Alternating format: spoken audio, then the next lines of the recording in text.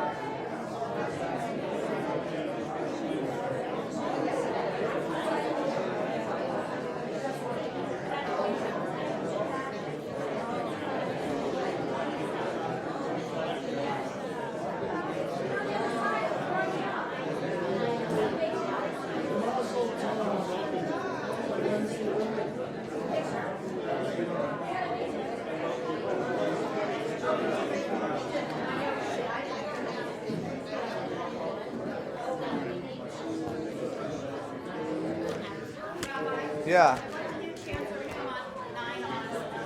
I'm having dinner with him tomorrow night.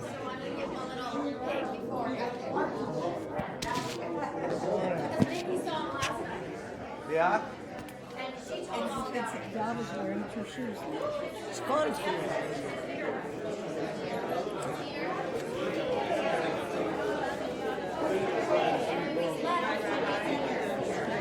Hi, Mick. How you doing? Okay. Wonderful to see you. Thank you. Good to see you. Bart, my guy, talked to your accountant. He was at the holiday last night. Oh, really? Yeah. Was nice?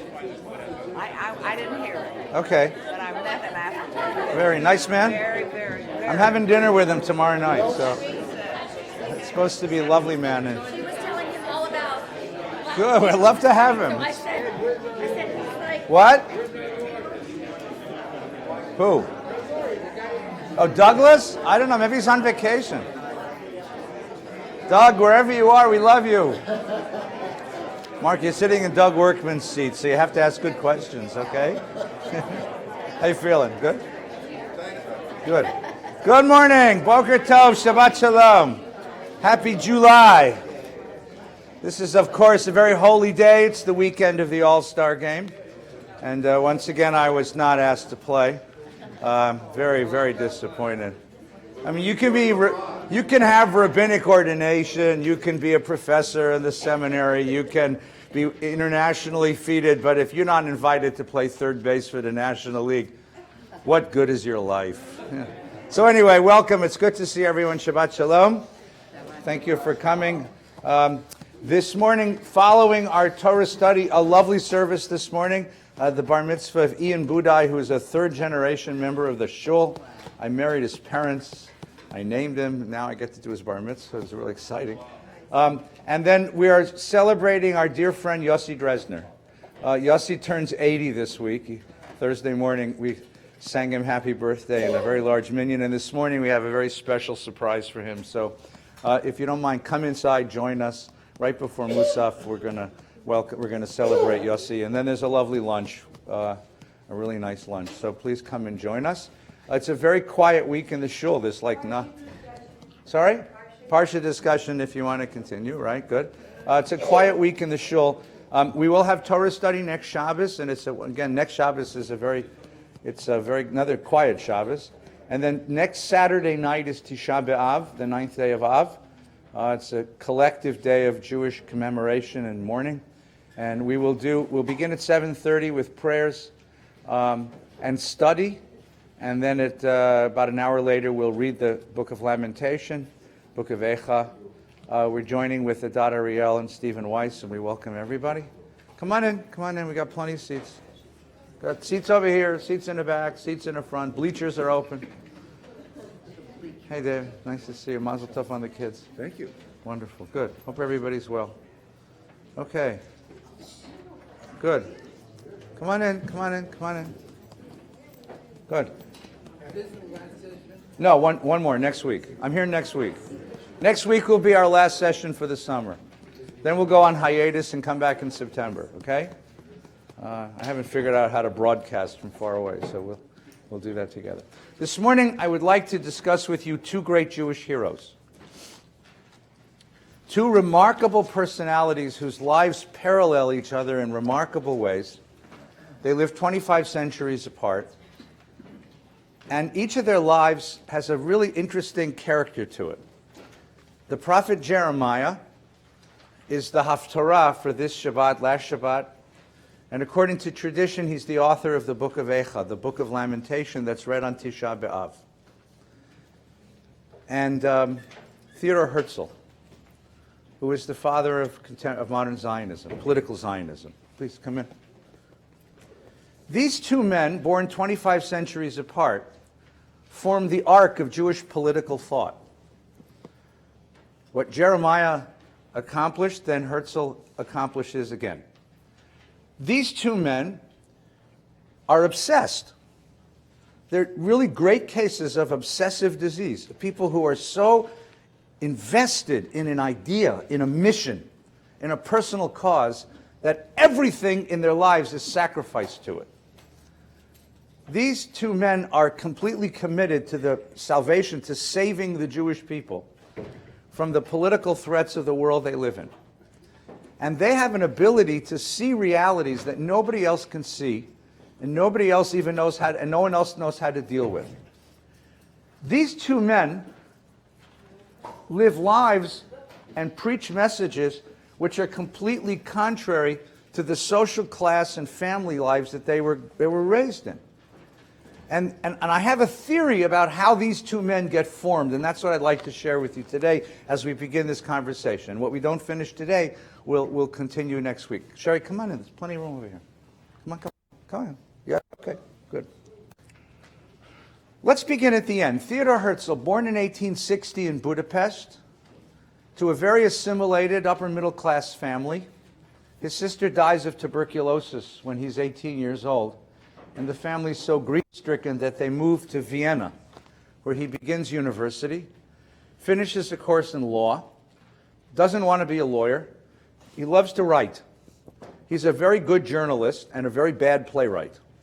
Writes a lot of plays.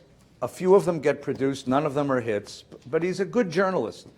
Gets a job with the Vienna Free Press. Actually, what happened was he marries the daughter of a very wealthy family.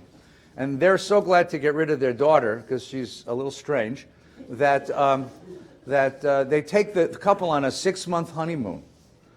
Right? Watch out. Single men in the room. If your in-laws take you on a 6-month honeymoon, watch out. And what happens is they visit all of the spas of Central Europe.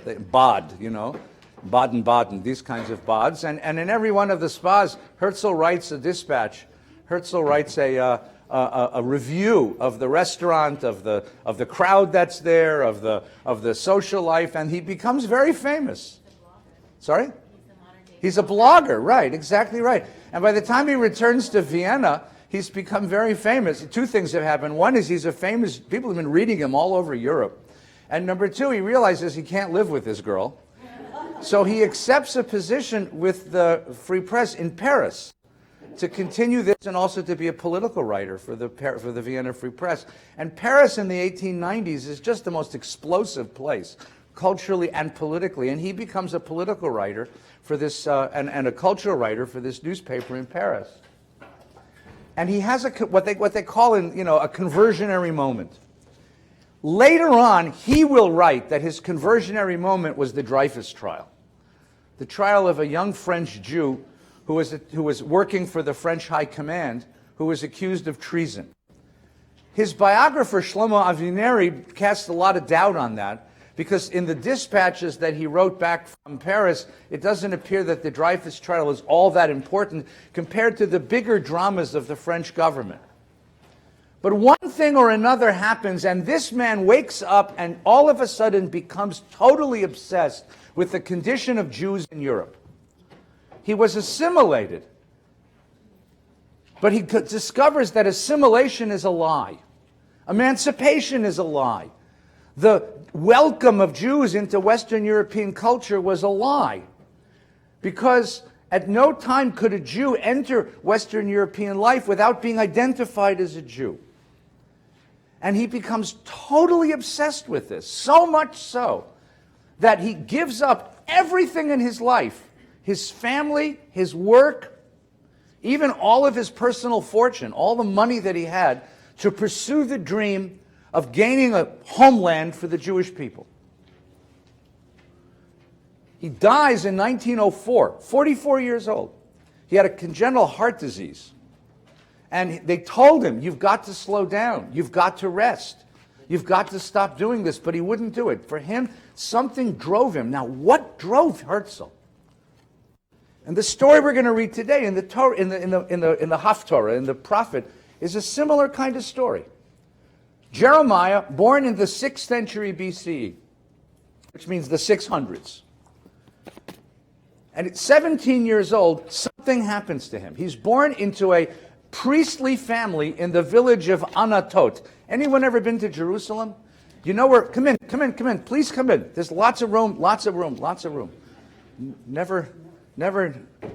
Never squeeze Jews out. Come in. Or anybody else. Come in. If you know Jerusalem, do you know where French Hill is? All right, it's just above next to Mount Scopus, just above the city. That's Anatot. That was Herzl's home village. His family, Jeremiah. Herzl's in Vienna. Jeremiah's home village. Jeremiah's family were priests. The temple was dearly important to them. The sacrificial worship was dearly important to them. But something happens to Jeremiah, and he is changed. And he begins preaching a message. What happened to these two men? And I'm going to make a suggestion today about what happened to them. And this is going to sound a little bit like, now, for those of you who are old enough, remember the Twilight Zone? Those of you too young, there was once a television program that was quality. Imagine that. Yes, in there among Gilligan's Island and My Mother the Car and I Love Lucy, there was a television program that was brilliantly written, brilliantly directed, and brilliantly acted called The Twilight Zone.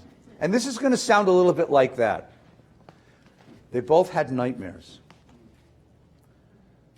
Herzl woke up in 1896 from a nightmare. He saw Auschwitz in his nightmares. He saw the trains. He saw the lines of selection. He saw the gas chambers. He saw the crematoria. He smelled the death. He woke up in a cold sweat for 9 years, every night, the same nightmare. And it drove him. It's the only way to explain what drove him. He really came to believe that Europe would pursue a final solution to the Jewish question. That the things that held back anti-Semitism from ultimately destroying the Jewish people, the religious convictions, the humanitarian convictions, the Enlightenment idea of tolerance and one humanity, would not be able to withstand the deep hatred that Europe had for its Jews, and that one day Europe would rise up and destroy its Jews. He thought it would start in France, not Germany. But he saw it clearly and vividly in his nightmares, and so he was driven for one purpose: get Jews out of Europe. Where you send them didn't matter much to him. He entertained sending them to Argentina or Azerbaijan or Arizona. I like Arizona, frankly. I would have liked to have made Aliyah on Southwest Airlines, right? Drink the Coke, eat the peanuts, welcome to the Jewish homeland, right? I think it would have made it so much more convenient to send our kids on birthright, you know? Look, if you can put the London Bridge in Lake Havasu, you can put the Western Wall in Tucson. I mean, it's not such a difficult project, you know what I mean? Right? And we'd be fighting the Navajo Liberation Organization. That would have been easier. Yasir's sitting cloud, you know, that sort of thing. But something's driving this man. He's obsessed. Because his class, he belongs to this upper class of assimilated Jews. They had every reason in the world to disappear into European society. And Herzl comes out in his book, The Jewish State, and the big line in The Jewish State was, we are a nation. We are one nation. We have tried sincerely to become part of the life of Europe. We're not allowed to do that. He brings this, by the way, to Baron de Hirsch, who's the richest Jew in Paris.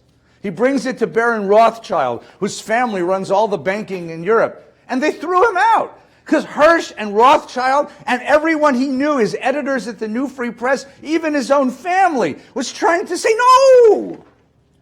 We are Viennese. We are French. We are English. We are Germans of the Jewish persuasion. Shh, quiet. Don't tell them that we're a nation. They'll never accept us. And Herzl said, they're never going to accept you. They want you dead. Don't you understand that? But in 1896, they thought he was nuts. They thought he was crazy. He was so crazy, by the way, that when he published that, his editors sent him a letter and said, we want you to see a good psychiatrist.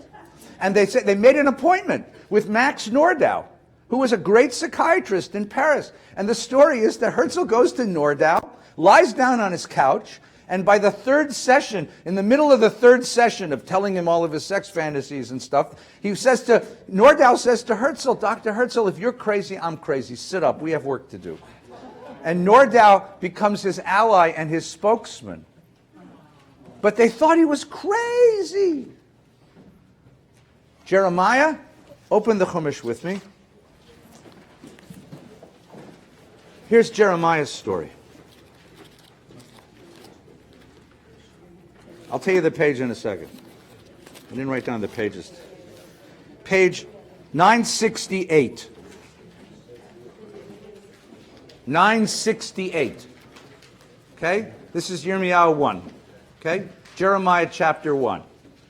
The words of Jeremiah, son of Hilkiah, one of the priests of Anatot, Anatot's French hill, of Binyamin. The word of the Lord came to him in the days of King Josiah, son of Ammon of Judah, etc. The word of the Lord came to me. Page 969, verse 4. See it? Before I created you in the womb, I selected you. Before you were born, I consecrated you. See, the wonderful thing about the book of Jeremiah is that the other prophets, we have their words of prophecy. The book of Jeremiah is more than just a book of prophecy. It's a memoir. It's a very long book. And it really gives us the memoir of this man's 40-year career as a prophet in Israel. And it gives you both the narrative of what he did and the narrative of what's happening around him and his responses to it. So this is the first chapter. God comes to him, and you'll see he's a kid. So let's imagine he's 17 years old. He's a pain-in-the-neck teenager, right? And God comes to him and says, before you were born, I chose you. Before you were born. Now, most prophets are chosen in adulthood. Think Abraham at 75 years old. Think Moses at 80 years old.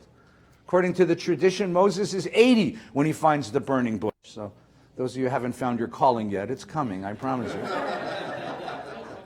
Right? But Jeremiah, 17 years old, God knocks him over the head and says, listen, kid, you're my prophet. You've been a prophet. I built you to be a prophet. I made you into it. You were a prophet from the beginning. You've been designed for prophecy, right? Before I created you in the womb, I selected you. Before you were born, I consecrated. I appoint you prophet concerning the nations. I replied, Jeremiah, it's a memoir, right? Jeremiah says, God, I don't know how to speak. I'm just a kid. I'm just a kid. Who's going to listen to me? I'm just a kid. I'm just a kid. Am I on? Yeah. Just a kid. And God said, don't say you're just a kid. But go where I send you, and speak what I command you, and have no fear of them. That's not just a phrase. He says, I'm just a kid. And God says, don't be afraid. He understands what his problem is. Don't be afraid. I mean, maybe God's learned something since Moses, right? Right? God says to him, I'm going to give you what to say. Don't worry. What you say isn't the issue. Guys, come on in. We got room. You should never stand during Torah study. You could fall asleep, hurt yourself. Come in. It's a dangerous thing. Morning. Welcome. How you doing? Come on in. Make yourselves at home. Glad you're here. Come in. Make some room. We got nice Jews. Make some room. Move over. We got some room. We got some chairs outside. We'll do this. Don't worry. For I am with you to deliver you. We good? Good. The Lord put out his hand and touched my mouth. God socks him in the face. And the Lord said to me, herewith I put my words into your mouth. See. Now, seeing is going to be interesting. Re'eh. I want to suggest to you that visual imagery in Jeremiah is very important. You'll see, Shema is what Moses is told in Deuteronomy, right? Shema Yisrael. But here it's Re'eh. Because it's not the words that God gives him. It's the nightmare.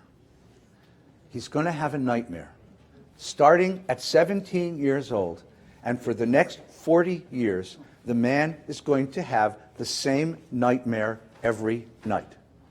He's going to see everything dear to him destroyed. He's going to see the city of Jerusalem decimated, the temple of Jerusalem burned, the priests murdered. He's going to see everything that he calls holy and sacred and stable and real torn down. And that's going to give him, and he doesn't need words. The words will come. It's the image, it's that motivation, it's the compulsion.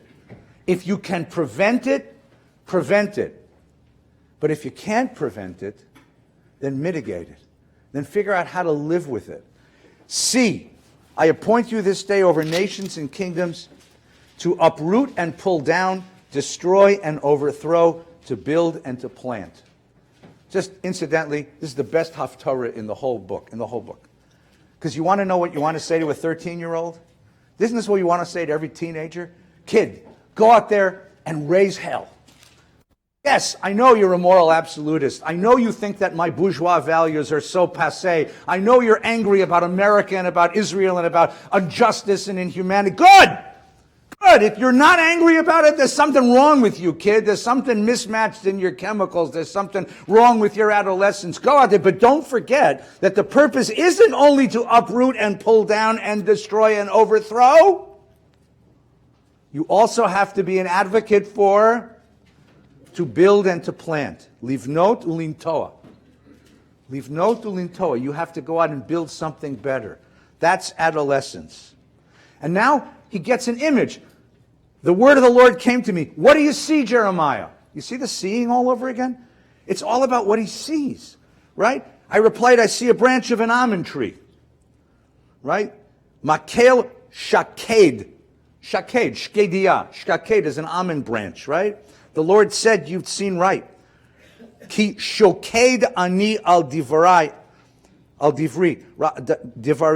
I'm watching to bring my word to pass. It's a play on words. But the visual image is part of what he sees. And then the word of the Lord came to me and said, what do you see? He says, I see a steaming pot tipped away from the north. I see a giant teapot, and it's coming from the north. And the Lord said, from the north shall disaster break loose upon all the inhabitants of the land, for I am summoning all the peoples of the kingdom of the north. Sounds like Game of Thrones, doesn't it, right? Watch out for the people of the north, right? What is he talking about? In the middle of the 6th century, something happened to our people. Let's go back a minute for a second, right? We came out of Egypt, we crossed the desert, we arrived in Eretz Yisrael, Joshua conquers the land, the people settle as tribes. For 200 years there's no king. We live in tribal federations. Beginning in the year 1000, we begin with kingship. Saul, then David. King David settles the land. King David expands the boundaries of the Jewish state. King David establishes a capital in Jerusalem. King David makes the Jewish state an empire. King Solomon, his son, expands the empire into a major world power. The reason David and Solomon could do that was because the two great world powers, Egypt to the southwest and Mesopotamia to the northeast, were both in quiescence at that time. There was no great Egyptian power and no great Mesopotamian power. In the absence of superpowers, smaller regional powers can become decisive. That's why David and Solomon could begin to build. Solomon dies, the kingdom splits into two. The northern kingdom, Samaria, becomes the major trading empire. The southern kingdom, Jerusalem, is a quiet little kingdom. They fight wars with the local kings, but nothing global. And then starting in the middle of the 8th century, the 700s, we have a change in world politics. The great Mesopotamian powers rise up. The first great Mesopotamian power is Assyria, Ashur. It's capital in a city called Nineveh, which today you know as Mosul. That great Mesopotamian power is the first world power, the first superpower, meaning they have enough power, enough wealth to build a huge army to conquer the world. And the world at that time consists of the highway between Mesopotamia and Egypt. Conquer that highway, you own the world. Only one small problem if you're a Jew. That's where we live. God put us right smack in ground zero of the most dangerous neighborhood in the world 25 centuries ago. So what happens? The Assyrian Empire comes across the Fertile Crescent, across Syria, down the coast. I mean, you know that map, right? You can see it in the back of the book. Comes to Samaria. The king of Samaria gathers the king of the northern kingdom of Israel, gathers a coalition of the local city-states because that king has never seen a global superpower before. All he's seen is local kings fighting against each other. So he gathers a coalition of those kings to fight against Assyria. But you're dealing with a different level of power. A completely different level of power. And what happens? The northern kingdom in 722 is smashed. The populace of Samaria is taken away to the capital of Nineveh, the capital of the Assyrian Empire. That's what's known as the 10 lost tribes. The 10 lost tribes were the people of the northern kingdom who were taken away, and they quickly assimilated into the life of the Assyrian Empire. And the king of Assyria settles a garrison of foreigners in that place, and they become what's later known as the Samaritans. Now the king of Assyria moves southward to Jerusalem and sieges Jerusalem. The king of Jerusalem tries to pay him off with all the gold he has. But then an amazing thing happens. The Assyrians are ready to destroy Jerusalem too. And the king goes to the prophet Isaiah. And he says, what do I do? Do I surrender and give up sovereignty? Do I fight back and risk destruction? What do I do? And the prophet Isaiah says to him, do nothing. And the king says, what do you mean, do nothing? He says, trust me on this. Do nothing. He says, I can't do nothing. Kings have to do stuff, right? Do nothing. No, do nothing.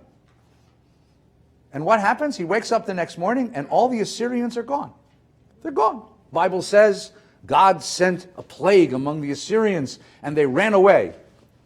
Historians say there was a coup d'etat back in the Assyrian capital. The son of the king took the throne. So the emperor, who was leading the battle against Jerusalem, had to withdraw to go back and reclaim his throne. How did Isaiah know that? He reads the paper. Somehow he knew this. Now, that creates an interesting religious ideology. The religious ideology is nothing bad can happen to us. Nothing bad can happen to us. We are God's city. Sure, the folks in the north got destroyed. Sure they did, because they were idolaters. Because they broke away from the true faith. Because they abandoned the true king. But we are the house of David. We are the seat of God's rule. We are the place where God lives. We have the holy temple. Nothing bad can happen to us. Nothing bad. We are immune from history. Nothing bad can happen to us. That's a very dangerous philosophy. Please don't take any political, implications from this. But when you establish your exceptionalism beyond moral judgment, bad things happen. And that's Jeremiah's problem. Jeremiah holds the covenant of the Torah. And what does the Torah teach? Look at my page here. What does Torah teach? Look at what Torah teaches. The book of Leviticus. Do not defile yourself in any of those ways, in the ways of the nations which lived in the land before you. For it is by such that the nations that I am casting out before you defiled themselves. This is God speaking to Moses, speaking to the people. Thus the land became defiled, and I called it to account for its iniquity. And the land spewed out its inhabitants. But you must keep my laws and my rules. And you must not do any of those abhorrent things, neither the citizen nor the stranger who resides among you. For all those abhorrent things were done by the people who were in the land before you, and the land became defiled. So let not the land spew you out, spit you out for defiling it, as it spewed out, as it spit out, as it vomited out the nations that came before you. And then the same idea is repeated in the book of Numbers. You'll not defile the land in which you live, in which I myself abide, for I, the Lord, abide among the Israelite people. The Torah has this real, again, Twilight Zone, right? Really interesting idea about the land of Israel. The land of Israel is morally sensitive. The land of Israel is morally aware. The land of Israel knows if you've been sleeping, knows if you're awake, knows if you've been bad or good. So according to Moses, be good for goodness sake. Because if you act like the idolaters who lived in the land before you, I will do to you what I did to them. This is my backyard, says God. You play by my rules or you get out. And I love you as a people. I loved Abraham and Isaac and Jacob, and I was fond of Sarah, Rebecca, and Rachel and Leah, and I was loyal to Moses and Aaron and Miriam. But if you don't obey my rules, out of my pool. Out of my pool. Now, that's Jeremiah's ideology. This covenant of land and God's providence is conditioned. It is conditional on your adherence to the laws and traditions of the Torah. But the popular ideology was an unconditional God, an unconditional covenant. We're God's people. Nothing can happen to us. This is God's land. Nothing can happen to us. That's God's house. Nothing can happen to it. You think God would let his house get destroyed? See the problem? So first we have a theological problem, a problem of religion.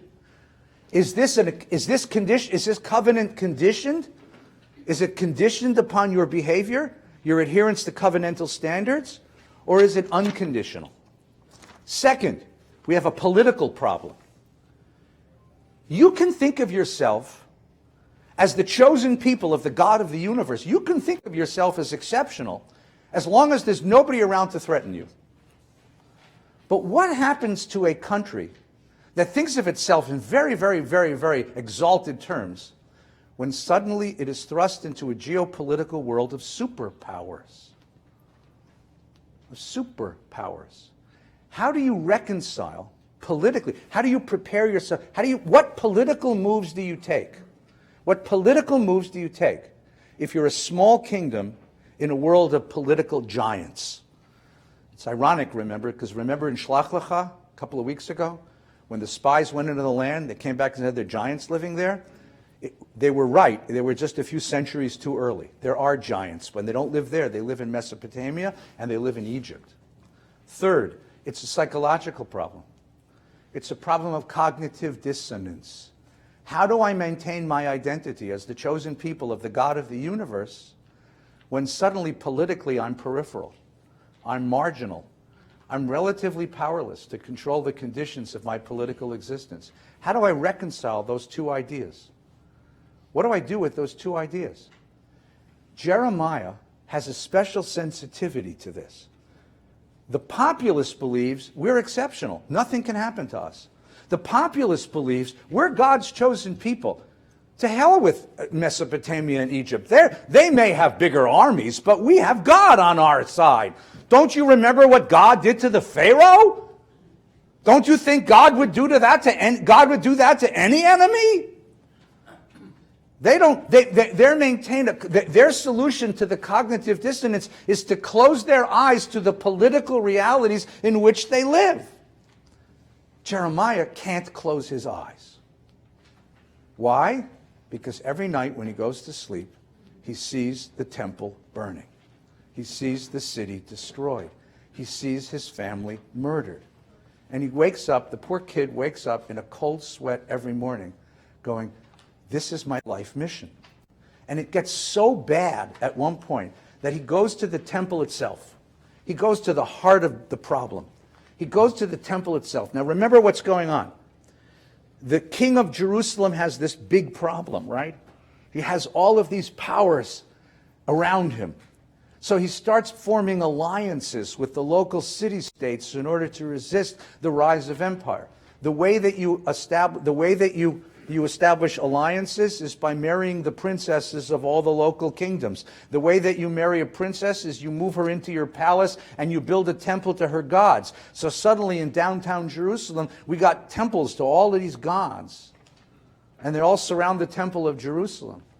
And that's where Jeremiah goes. You ready? Chapter 7. So this young man, think pain in the tuchus teenager, shows up in front of the holy temple. Oh, let's make it better. On Yom Kippur. Why not, right? Rosh Hashanah, big crowd. Priest is in his nicest uniform, sacrificing all over the place. And there, this pain in the neck teenager shows up and starts screaming. One tradition, he smashes a huge vase. Like brings this big piece of pottery and smashes it, right? Makes people pay attention. The word of the Lord which came to Yirmiyahu from the Lord. Stand at the gate of the house of the Lord and proclaim this word. Now, for just a moment, as you hear this, I want you to hear this with many ears.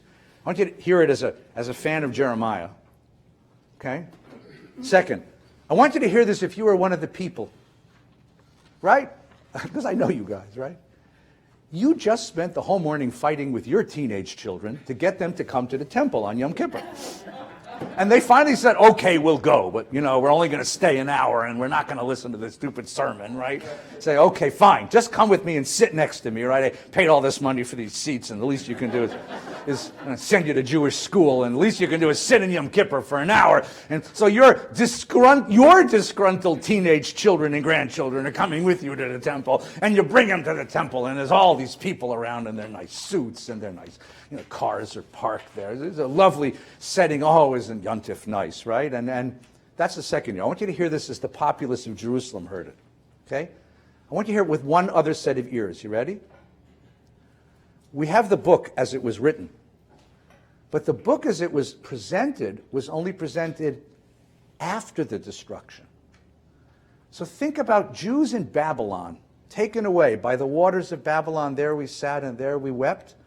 Generations later, looking back at the destruction and reading this and going, oh my God, we were warned. Oh my God, now I understand what really happened. Think about that generation reading it. So with all three sets of ears, you ready? You got three sets of ears on? Good, you got to have three sets of ears to read Bible. Ready? Thus, hear the word of the Lord, all you of Judah who enter these gates to worship the Lord. Right? Did I ever tell you, by the way, there was a kid who came to me once. We had a young man in the synagogue who was an actor. Well, he was a waiter, but he was trying to be an actor, right? And he comes to me one day and says, I want to come to shul and I want to read Jeremiah's sermon. I'll wear a loincloth and I'll stand on the steps of the shul. And as people come in Yom Kippur, I'll read Jeremiah's sermon. And I said to him, yeah, that's great. And they'll do to you what they did to Jeremiah. They'll beat you to death with their pocketbooks, right? So if you're willing to sign a waiver, I mean, all right, ready? Thus says the host of the Lord of hosts, the God of Israel. Mend your ways and your actions, and I will let you dwell in this place. Do you hear that?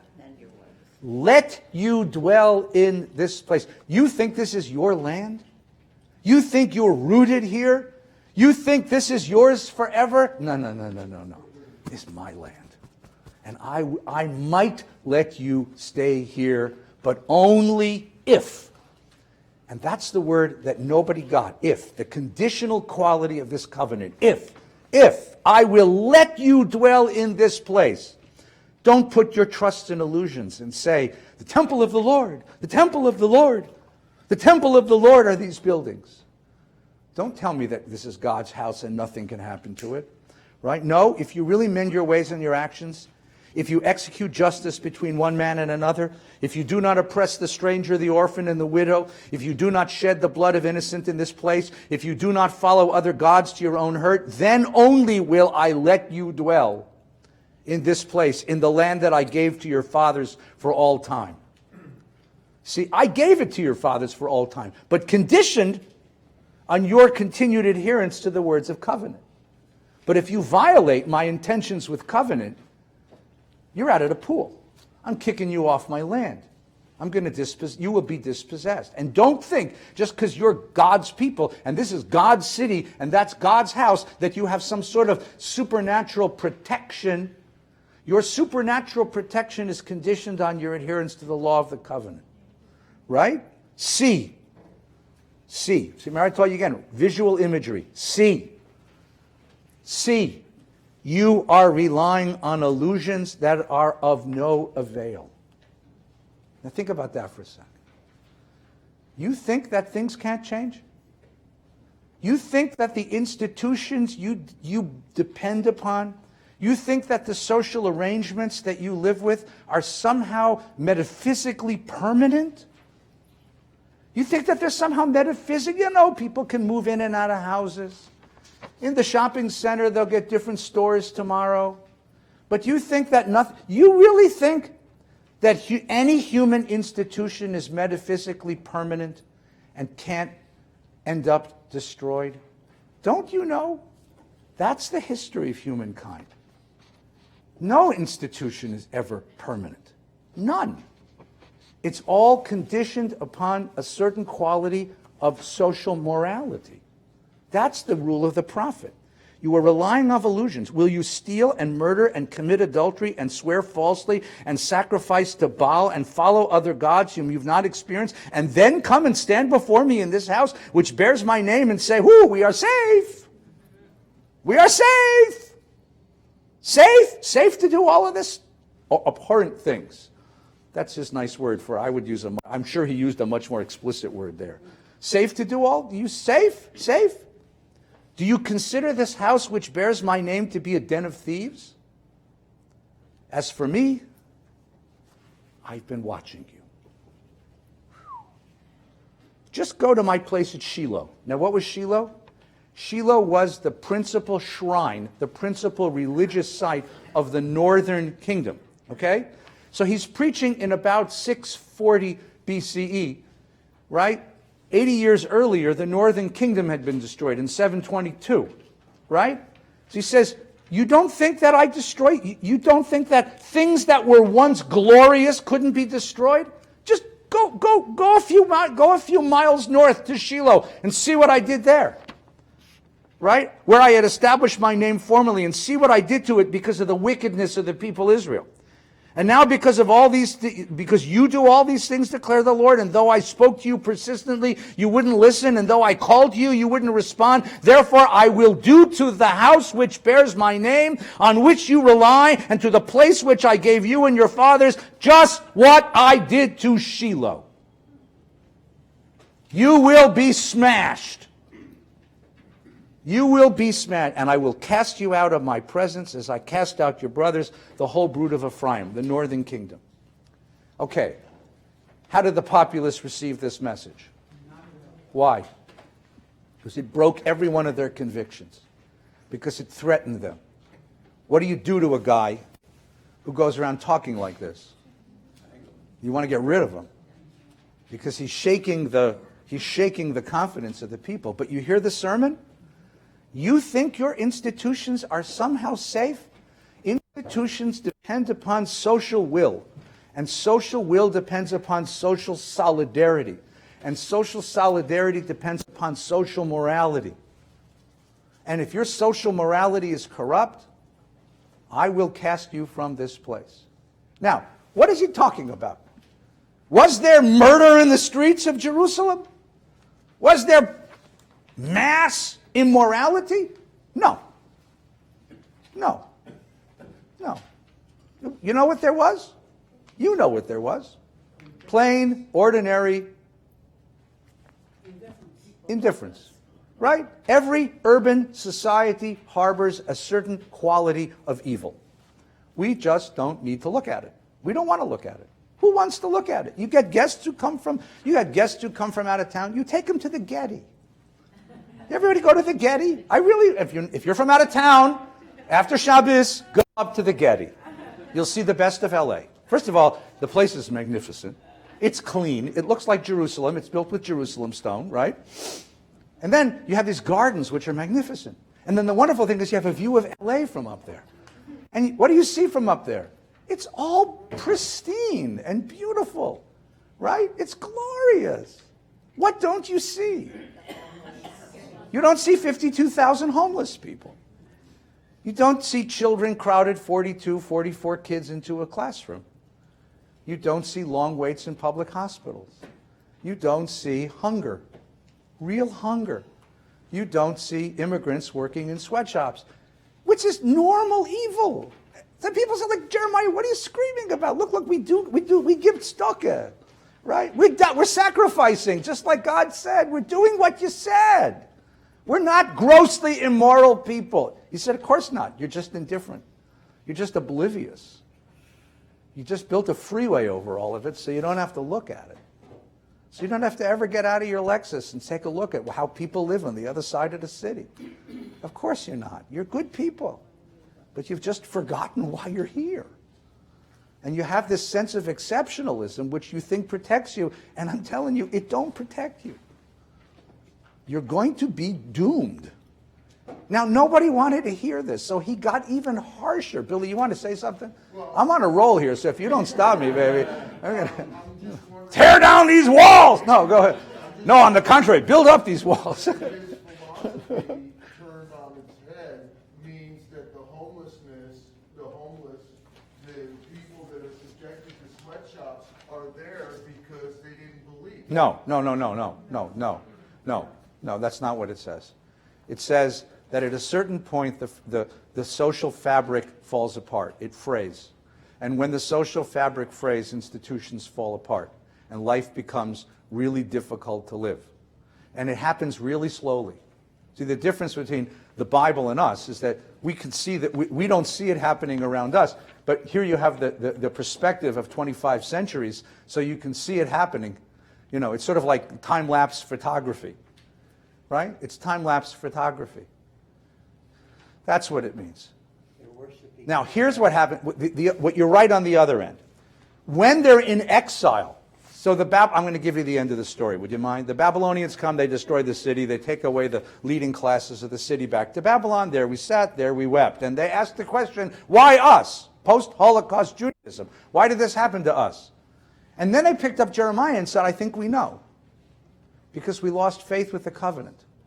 Because we forgot that what it meant to be God's people isn't just to enjoy the sense of distinction and the protection of God's people, but also a sense of obligation toward each other and a sense of responsibility. And suddenly, they saw themselves not as the victims of random forces of geopolitics, but they gained moral lessons from this.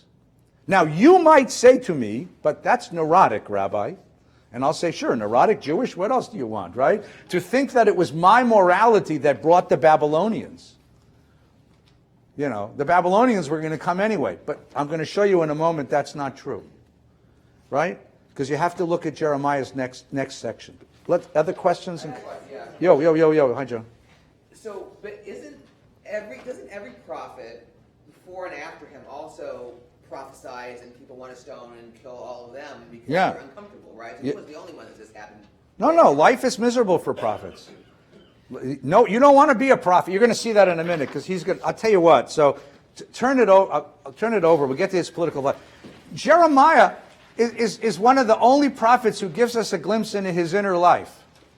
And his inner life is miserable because nobody wants him. His family hates him because he's just castigated the temple, right? He's completely gone against his social class. And by the way, Theodor Herzl experienced the same thing, right? He's a Western European Jew, and the only place where he's welcome is Eastern Europe. His family thinks he's nuts. His people think he's betrayed them, right? The New Free Press wants to fire him, except that he's the most popular writer in Europe, right? I mean, he's completely shut out. Look at Jeremiah. It says, the lonesome prophet. Woe is my mother that you ever bore me, a man of conflict and strife. I am a man of lonesome sorrow.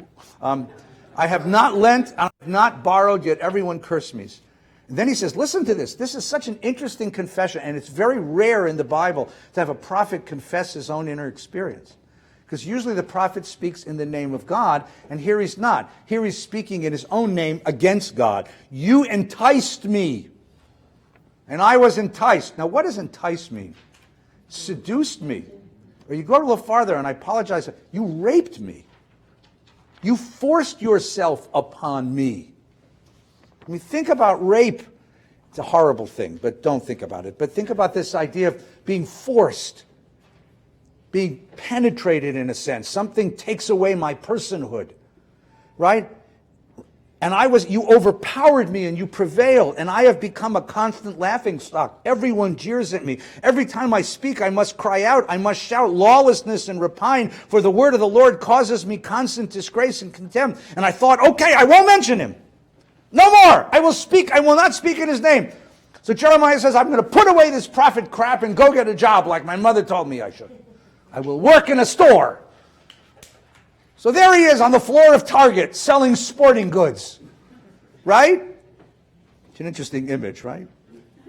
But his word was like a raging fire in my heart, shut up in my bones. I couldn't hold it in.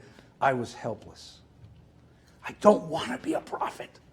I want to be a normal kid.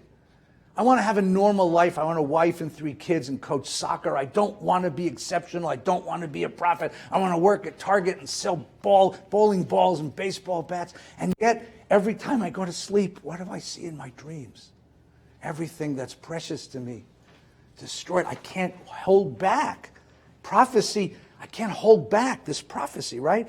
I couldn't hold it in. I was helpless. I heard the whispers of the crowd. Terror all around. Inform. Let's inform. Call the police. Call the police, right? And all my supposed friends are waiting for me to stumble. Maybe he can be entrapped and we can prevail against him and take our vengeance on him. Accursed be the day that I was born. Let not the day be blessed when my mother bore me. Accursed be the man who brought my father the news and said, a boy is born to you, and gave him such joy. Let that man become like the cities which the Lord overthrew without relenting. Let him hear shrieks in the morning and battle sounds at noontime. That's the dream. Because he did not kill me before birth, so that my mother might be my grave, and her womb big for me all time. Why did I ever issue from the womb to see misery and woe, to spend all my days in shame? I can't help myself. This is a man, it's an addiction. You hear addiction in this, right? There's no 12-step program for prophecy that I know of. But I'm compelled to do this, and yet it has destroyed me. It has absolutely destroyed me. Okay, someone else? Yeah, Michael. I think one of the most fascinating things about Jeremiah in general is that he may be the only prophet who had a secretary. Yeah, Baruch. Ben Nariah. Yeah. Who actually took down what he said, right. Took down his thoughts, right. And lived with him yeah. as he expressed his feelings. Right, that's why you have a memoir and not just a book of prophecy. Because he had a guy writing it down. He had a guy with a cell phone copying, Yeah, it's a memoir of a prophet's life and career. And I'm going to tell you, can I give you away the end? It has a happy ending. Sort of. So don't leave yet, because I got to show you the ending. Yes, Ronnie. The people were worshiping other gods. They were worshiping other gods in two senses. Number one, there was idolatry because the kings of Judea had brought princesses from other nations, and they brought their temples, they brought their gods, and the people of Israel were seduced by those gods because those gods were visible. Let's be more political about it. Because those gods promised all the solutions to your problems, and all you needed to do was pay a little bit of bakshish. Right? Yeah, listen, if a god tells you that having sex is going to bring rain, which would you rather do? Daven? Or, I've tried both, and I have to tell you, no comparison. It didn't rain, but I got to tell you that it was a much more satisfying worship experience. But the idea that a God says to you, you can have anything you want if you bring me the right sacrifice. See? That's idolatry.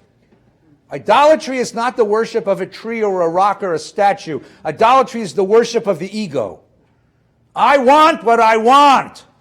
Right or wrong, I want what I want. And the attack on idolatry is not an attack on the silliness of worshiping a rock or a tree. It's on the immorality of thinking that everything I want is right. Magic. It's magic, right. So when someone says, bow down to me and I'll give you everything you want, be really careful. That's the way of destruction. Yes, please. It bothers me the definition that you gave to entice. Yeah. I don't think it means to rape. I think it's more what you just finished saying. Which is? You're enticed by, for example, if you believe in me, Yeah. you can do such and such. Idolatry would be more enticing. I don't think you're right. I'm not sure that entice is the right English word for what the Hebrew says. And as I read the context of it, I think that it's more violent than simply, look, entice. A chocolate malted entices me, right? Right. Yeah, but that's not what he's describing here. That's the English word. You're exactly correct. I think that the phenomenon he's describing is being forcibly assaulted. Forcibly in your mind, but not physically. I think he's using sexual assault as a metaphor to describe a God who has taken over his personhood, who has made him do something that he doesn't want to do but can't resist.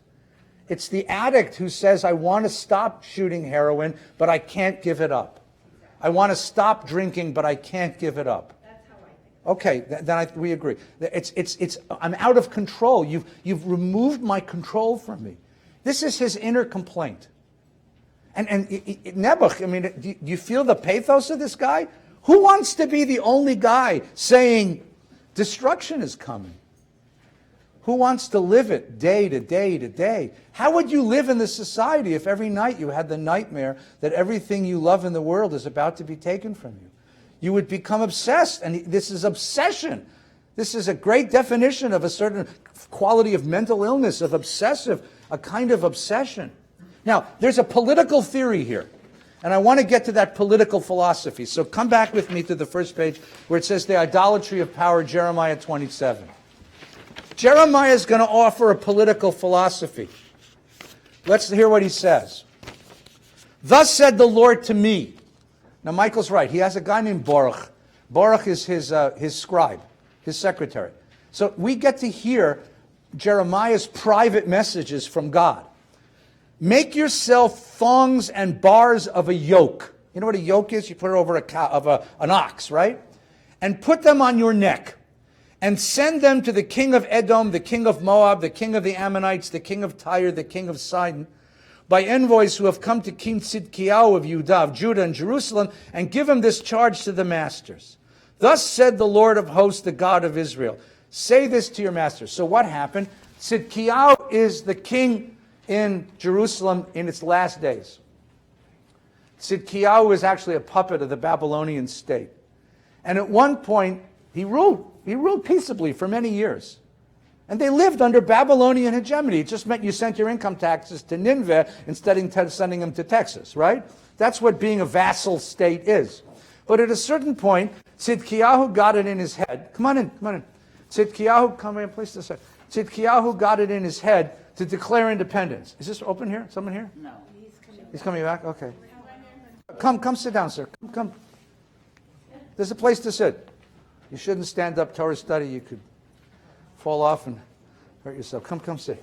Tzidkiyahu got it in his head that he was going to revolt against the Babylonians and declare independence. Why do you declare independence? Why do you declare independence? There's something in it. And that's a question that he's going to ask. So he gathers a coalition of the local city-states, Moab and Ammonites and Tyre and Sidon. These are all little regional powers. And they have a conference. They have an alliance, Yalta, right? They have this conference in Jerusalem. Sorry? Yalta, right. Where they're going to get together and they're going to resist the Babylonians. So God says to him, make yourself a yoke, a big ox yoke. Put it on your head and go to that conference. So Yirmiyahu shows up at the conference. So this long-haired lunatic gets past the security and shows up in the middle. So the kings are all sitting around the table, King Arthur-like. And this guy shows up and he jumps up onto the round table wearing the yoke. And he says to the guys, listen to this. It is I who made the earth and men and beasts who are on the earth. By my great might and my outstretched arm, I give it to whomever I deem proper. I herewith deliver all these lands to my servant, King Nebuchadnezzar of Babylon. Whoa! I even give him the wild beasts to serve him. All nations shall serve him, his sons and his grandson, until the turn of his own land comes, and when many nations and kings shall subjugate him. The nation or kingdom that does not serve him, King Nebuchadnezzar of Babylon, in case you didn't know who he's talking about, and does not put his neck under the yoke of the king of Babylon, that nation I will visit, declare the Lord, with sword, famine, and pestilence until I have destroyed it by his hand. As for you, give no heed to prophets, augurs, dreamers, diviners, and sorcerers. Don't watch MSNBC or Fox TV. Don't listen to those idiots who think they know what they're talking about. They know nothing, said God, until I have destroyed it, right? Don't listen to who say to you, don't serve the king of Babylon. Right? Every president, every king, every prime minister, every premier, every ruler has a guy who stands next to him saying, oh, you're right, sir. Oh, you're absolutely right. Yes, that's the best policy. Everyone. And they always did. They always did. Call it what you want. National security advisor, national policy advisor. And Jeremiah says, don't listen to these guys. Don't listen. For they prophesy falsely to you, with the result that you shall be banished from your land. I will drive you out and you shall perish. But the nation that puts its neck under the yoke of the king of Babylon and serves him will be left by me on its own soil, declares the Lord, to till it and dwell on it. What did he just say to all these kings? Surrender. The king of Babylon is coming. Nebuchadnezzar is coming. You have to surrender to him. If you surrender to him, you can live on your land. If you live under his yoke, you can live on your land. If you revolt against him, if you push him back, he will destroy you and your people will be banished from their land. Surrender. Now, how do you think this went down? Come on, you all read the Wall Street Journal, Fox News, MSNBC, the New York Times. What editorial was in the paper in the morning? Well, they tell us. The priests and prophets and all the people heard Jeremiah speaking all the words in the house of the Lord. And when Jeremiah finished speaking all that the Lord had commanded him to speak to all the people, the priests and the prophets and all the people seized him, shouting, "You shall die!" Why? Because when you preach surrender to the enemy, what do you call that? Treason. Right. How dare you prophesy in the name of the Lord that this house shall become like Shiloh and the city be made desolate without inhabitants? And all the people crowded about Jeremiah in the house of the Lord, and they took him and they put him in jail. What did he tell them? But no, listen carefully. This is very important. Jeremiah has a political philosophy. And it was, for 2,000 years, the dominant Jewish political philosophy. What's his political philosophy? If you define yourself as a polity, as a political entity, we are a nation state, we Jews. We're a nation state. We're Judeans. To be a Judean means I live in Judea, I pay taxes to the king of Judea, I'm loyal to the God of Judea, I'm a citizen of the state of Judea.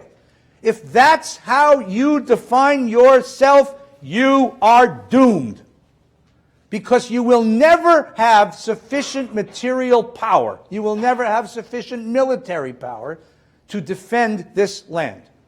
And if you insist on sovereignty, that is being your own king, if you insist on sovereignty, if you want to control, you want to be the government in charge, and you stand up and fight for your sovereignty, you will be decimated.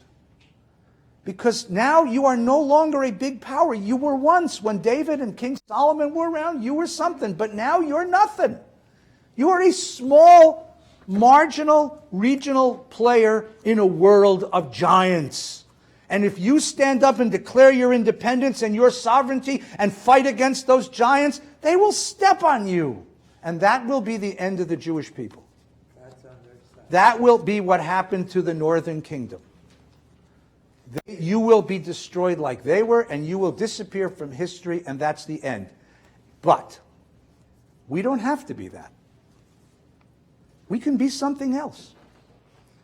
We can be a power, we can be a people that is devoted to the God of the universe, devoted to God's Torah, devoted to God's mitzvot, devoted to a sense of our solidarity as a people, and live under someone else's sovereignty. Diaspora. Even if we're living in Israel, let somebody else govern this land. What difference does it make who you pay taxes to? He's not going to interfere with the inner life of this people. He just wants you to pay taxes to him.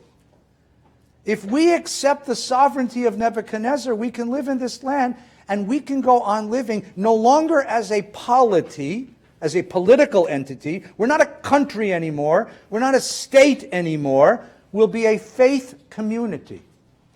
A faith community can live without material power because it defines power in a different way. It defines power as spiritual power. The power to hold on to our convictions, to teach them to our children, to build communities in which we embrace the Torah. That's the spiritual power. Embracing spiritual power, giving up political power, we will survive. Embrace political power, we will be destroyed. Now, there's only one big problem with that. The big problem with that is we're men. All the ladies in the room, pardon me for a moment. Men are fueled by something called testosterone. Testosterone says, you don't tell me what to do. No matter how big you are, you don't tell me what to do. Right? And we men want to fight. We want to be independent. We want to be strong. This is embracing weakness as a philosophy of life. And men can't do this. They just won't. And Jeremiah says, get over it. And at this point, I think what he's saying is something very profound. Sovereignty, material power, military power, marching soldiers in fancy uniforms, idolatry. It's an expression of your ego. Not what your people really needs. What your people really need is to recognize that you're a small country in a big world, and the giants now rule the world. Maybe one day you'll be something different, but at the moment, put your head under the yoke of the king of Babylon, and you'll live a good life. Give up power. They didn't want to hear that, so they put him in jail. They tried to kill him, and then his family got him put in jail instead, where he was for protective custody. For protective custody. And what happened? Just what he said would happen. The Babylonians came, Tzidkiyahu and his allies rose up against the Babylonians, and they were summarily smashed because they were up against a power many times more powerful than them. And when they were smashed, what happened? The leading citizens of Jerusalem were taken off to exile. where they sat by the waters of Babylon, and there they wept. And they opened Jeremiah, and they realized, damn, the kid was right. And they learned a different way to be Jewish. To be Jewish means to be not a political power, but a faith community. A faith community. And that idea of being a faith community is the dominant political philosophy of the Jewish diaspora from Jeremiah's time to 1895. What does it mean to be a faith community? Well, I'll tell you an interesting thing. If you look in the book, don't look now. The rabbis of the Talmud chose an interesting haftorah to read on Hanukkah. It's the haftorah from the 3rd chapter of Zechariah. And he says something wonderful. He actually took it from the folk singer Debbie Friedman. Lo b'chayil v'lo b'koach im beruchi amar Adonai. Not by might and not by power shall you live, but by the Spirit of God. This was a later generation's prophecy. When the people complained to the prophet, we don't have enough power to protect our city. We don't have enough power to be God's people. And the prophet said, that's not the right kind of power. You have the right kind of power. You just don't see it. You don't know it. You're comparing yourself to a wrong standard, a wrong metric. Spiritual power will save us, not political power, not material power. And it's interesting that the rabbis of all times make us read that on Hanukkah, which is a holiday about a war. Interestingly, the last war we won until 1948. From 166 BCE until 1948, Jews never won a war. That's a long losing streak. That's longer than the Chicago Cup, to my knowledge. Why? Because we learned the lesson. So we'll go one more step. We'll learn this on Tisha B'Av next week, when Yochanan ben Zakkai escapes from the besieged city of Jerusalem, and he goes to see the Roman general Vespasian. And Vespasian says, what do you want? He doesn't ask for the city. He doesn't ask for the temple. He doesn't ask for anything material. What does he ask for? Yavne. I want a place where I can teach my students Torah. Why did we never go back to Eretz Yisrael? Why did we never try to regain sovereignty in our own land? Why did we never try to gain power? Because we adopted an idea that the only way to survive is this. Give up material power and we can survive under any circumstances. True, we will be subject to pogroms, oppression, persecution, anti-Semitism, and the horror of hatred. Yes, it's true, but they'll never destroy all of us. And for the most part, Jews lived under these circumstances. Jews lived under these circumstances until 1895. And in 1895, there rose another prophet who was equally plagued by nightmares. Equally plagued by nightmares. And what did that prophet understand? That the world had changed. That from Jeremiah's time to 1895, you could bet that the Christians, the Muslims, the pagans would not destroy all of us. They'll destroy some of us, but not all of us. They'll never destroy all of us. But Theodor Herzl had a vision that modern anti-Semitism was different. Modern anti-Semitism was not held back by any religious convictions. Modern anti-Semitism was not held back by any humanitarian concerns. Modern anti-Semitism would finish the job. He saw in his dreams that the world had changed and Jews were now threatened existentially. If we don't get out of Europe, they will destroy us all. Get us out of Europe. And that became his obsession.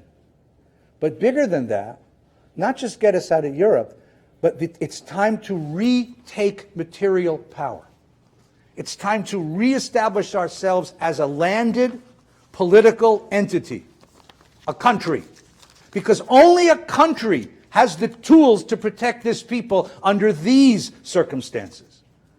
Remain a diaspora people forever and we will eventually be destroyed. If not by France, then by Germany. If not by Germany, by Russia. Someone will come and destroy us. The only way to survive in modernity,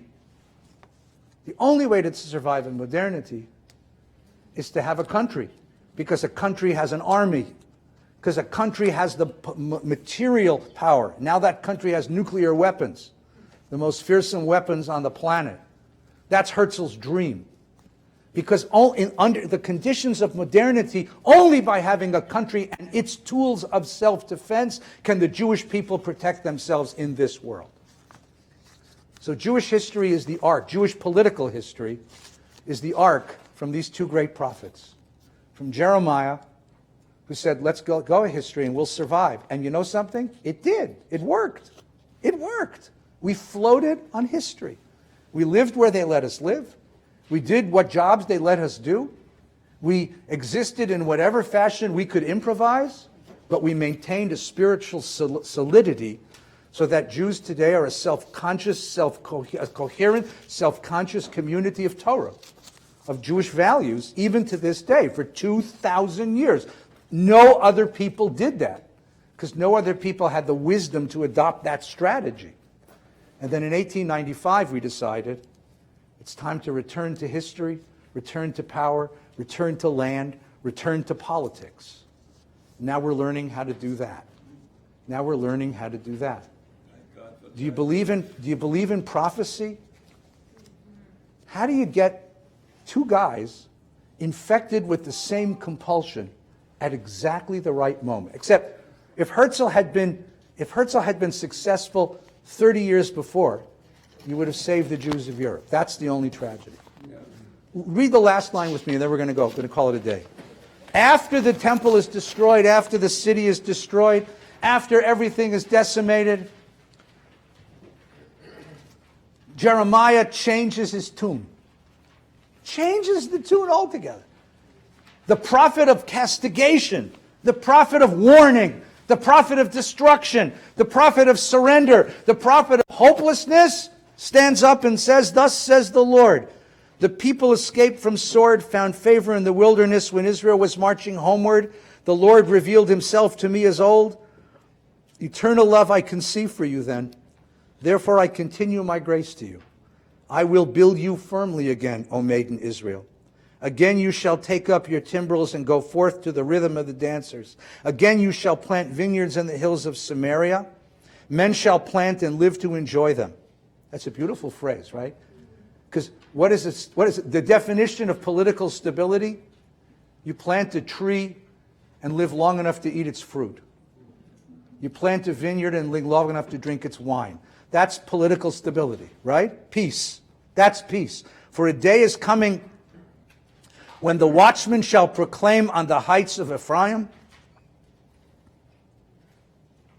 "Come, let us go to Zion, to the Lord our God." Ephraim is the north. So the watchman in the north will proclaim it's time to go to Jerusalem. The pilgrimage will continue. "A time is coming when I will make a new covenant with the house of Israel, the house of Judah, and it will not be like the covenant with their fathers when I took them by the hand to lead them out of land Egypt, a covenant they broke, though I espoused them. But such will be the covenant, declares the Lord. I'll put my teachings into their innermost being." What happens to him at the end? Well, I'll give you this little hint, because some of you know this because you've been at weddings. Anyone ever been to a Jewish wedding before? Anybody ever remember Sheva Brachos? The 7 wedding blessings? The last one. Okay? 3 times in Jeremiah's prophecies of doom, he says, how bad will it be if you don't repent? Lo yishama bi'arei Yehuda bechutzot Yerushalayim, kol sason v'kol simcha, kol chatan v'kol kala. It will be so bad that never again will the cities of Judah and the streets of Jerusalem ever hear the sounds of joy and gladness, the sounds of bride and groom. 3 times he said that. And then the destruction came. And after the destruction came, he was released from jail. Now you got to imagine he's an older man. He's an older man now. He's in his 60s. He's been preaching for 40 years. And he sees around him everything his nightmares told him was going to happen. And he realizes now is not the time to castigate. That's done already. Now you have to raise the people. So he says exactly the same words with one change. Instead of lo, it's od. Od yishama bi'arei Yehuda u'bechutzot Yerushalayim kol sason v'kol simcha kol chatan v'kol kala. I promise you that once again these streets and these hills will ring with the sound of joy and gladness, the song of bride and groom. Every Jewish couple that gets married is a substantiation, proof that that prophecy came true. And that's why at the end of the wedding, that's what you sing. Kol sason v'kol simcha, kol chatan v'kol kala. Shabbat shalom.